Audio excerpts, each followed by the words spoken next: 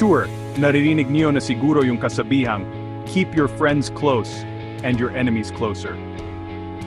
Pero paano kung ang isang dinner invitation ay pwedeng magdulot ng kamatayan mo? Pag-usapan natin ang Black Dinner. Noong 1440, ang Edinburgh Castle ay hindi lang basta kuta, ito ay naging lugar ng isang nakakakilabot na drama. Bata pa lang si King James II noon, pero ang Scotland ay pinapatakbo ng mga makapangyarihang matatanda na may kanya-kanyang agenda.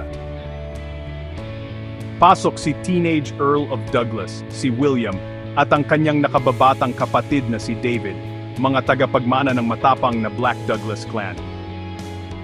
Ang mga lalaking ito ay parang mga celebrity ng kanilang panahon, at ang kanilang kapangyarihan ay kinakatakutan ng lahat sa korte. Kaya, dumating ang imbitasyon ng hari, kumain kasama ang hari, magpakita ng katapatan, lahat ng mga magarbong bagay na yan.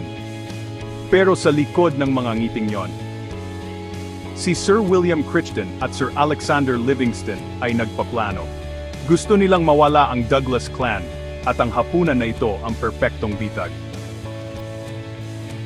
Ngayon, ito ang maalamat na sandali, isang ulo ng itim na toro ang inilagay sa mesa, isang simbolo ng kamatayan.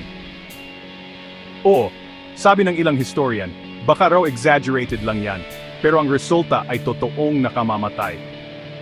Ang magkapatid na Douglas ay kinaladkad palabas, inakusahan at pinatay, pagkatapos mismo ng hapunan. Ang mensahe? Sa Scotland, kahit ang pinakamagarang pagtanggap, ay pwedeng magtago ng nakamamatay na sikreto. Kaya ang Black Dinner ay patuloy na bumabagabag sa kasaysayan.